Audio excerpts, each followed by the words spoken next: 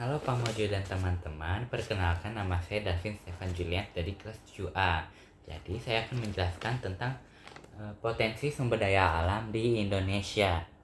Nah, kita akan menjelaskan apa sih arti dari sumber daya alam. Jadi sumber daya alam itu dia artinya potensi alam di bumi dan manfaatnya itu memenuhi kebutuhan kehidupan manusia dan makhluk hidup. Kita akan pergi ke poin pengelompokan sumber daya alam. Jadi pengelompokan sumber daya alam ini dia dibagi menjadi 3 cabang, yaitu jadi sifat, dari jenis, dan dari habitatnya. Kita akan bahas dari sifatnya terlebih dahulu. Jadi sumber daya alam yang terbarukan atau renewable resources itu dia artinya dapat dibuat kembali oleh alam dengan sangat cepat dan dia sifatnya tidak akan habis. Contohnya energi matahari, energi udara, dan energi air, dan lain-lain. Kita akan pergi ke sumber daya alam tidak terbarukan atau unrenewable resources. Beda dari sumber daya alam yang terbarukan, ini adalah kebalikannya. Sumber daya alam yang tidak terbarukan artinya dia prosesnya sangat lama untuk dibuat, dari ribuan tahun sampai jutaan tahun, dan dia stoknya itu dia terbatas sekali atau sedikit. Contohnya apa? Minyak bumi, gas alami, dan batu bara. Kita akan pergi ya, karena ini sudah selesai, kita akan pergi ke jenisnya. Kita memiliki dua, yaitu sumber daya alam organik atau biotik dan sumber daya alam anorganik atau abiotik. Beda dari kedua ini apa? Itu sumber daya alam organik itu dari jasad makhluk hidup. Jasad makhluk hidup artinya apa? Dia dari hutan, dari perikanan, dan dari pertanian, dan seterusnya. Sumber daya alam anorganik itu sebaliknya, ada dari benda mati. Contohnya apa? Dari bebatuan, minyak bumi, gas alami, seperti itu. Yang terakhir kita memiliki habitat. Habitat ini kita memiliki dua, yaitu sumber daya alam terestris atau daratan, sumber daya alam akuatik atau perairan. Perbedaan dari kedua ini apa? Jadi sumber daya alam terestris ini bisa kita sebut sebagai daratan. Daratan itu kayak tanah. Tanah itu bisa kita buat menjadi apa? Tanah bisa kita buat menjadi keramik, aspal, dan batu bata, seperti itu. Dan yang kedua, kita memiliki sumber daya alam akuatik atau perairan. Ini bisa kita buat menjadi danau, sungai, bisa kita manfaatkan juga air hujan. Itu yang disebut sebagai sumber daya alam akuatik.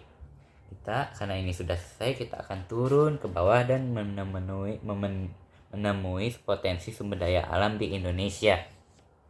Jadi potensi sumber daya alam di Indonesia ini kita memiliki 3, yaitu sumber daya alam hutan, sumber daya alam kemaritiman, dan sumber daya alam tambang. Kita akan bahas sumber daya alam tambang terlebih dahulu. Jadi kita memiliki 3 golongan untuk sumber daya alam tambang. Jadi kita memiliki 3 golongan apa saja. Dari golongan A untuk strategis. Jadi strategis maksudnya strategis bagi pertahanan dan keamanan negara atau bagi perekonomian negara, itu namanya golongan A. Untuk golongan B artinya dia bergalian vital yang dapat menjamin hajat hidup orang banyak. Sekarang golongan C itu dia sama bagi tidak termasuk golongan A atau B, itu tidak termasuk bagi golongan C.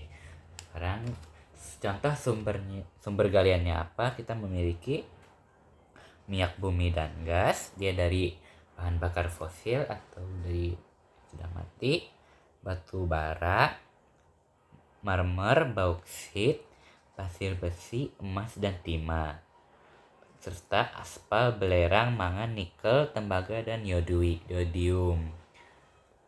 Kita akan pergi, karena ini sudah selesai, kita akan pergi sumber daya hutan. Jadi sumber daya alam hutan itu sangat banyak sekali. Kita memiliki sumber daya alam dari hutan produksi, sumber daya alam dari hutan lindung, dan hutan konservasi. Beda dari ketiga ini apa? Jadi sumber daya alam produksi itu adalah untuk kawasan hidup yang memiliki fungsi pokok untuk memproduksi hasil hutan. Kalau hutan lindung dia memiliki ya untuk perlindungan bagi dunia dari bumi ini. Misal untuk mencegah banjir, mengatur tata air, dan mengendalikan erosi. Seperti itu.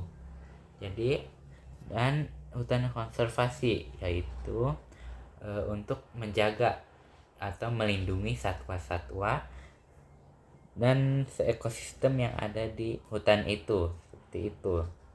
Ini yang disebut sebagai sumber daya alam hutan. Dan yang terakhir kita memiliki sumber daya alam kemaritiman. Kita memiliki 3 yaitu sumber daya alam perikanan, energi kelautan, dan wisata bahari. Kalau perikanan dia memiliki 2. Dapatnya dari mana yaitu perikanan pantai dan perikanan laut. Kalau energi kelautan dan dia itu dapat dari energi gelombang atau dari gelombang. Wisata bahari sedangkan itu merupakan bentuk wisata yang memanfaatkan karakter sumber daya alam pesisir dan laut, sumber daya pesisir dan laut. Itu yang disebut sebagai potensi sumber daya alam di Indonesia. Sekarang kita akan pergi ke sumber daya penyebab perubahan sumber daya alam ini ketiga. Penyebabnya itu kita memiliki pencemaran lingkungan seperti pembuangan sampah sembarangan, tambang liar, dan tambang liar seperti itu, dan eksploitasi sumber daya alam yang berlebihan seperti tambang dan penebangan liar itu akan menyebabkan kebanjiran, kerusakan sumber daya alam, dan pertambahan jumlah penduduk yang pesat. Jadi banyak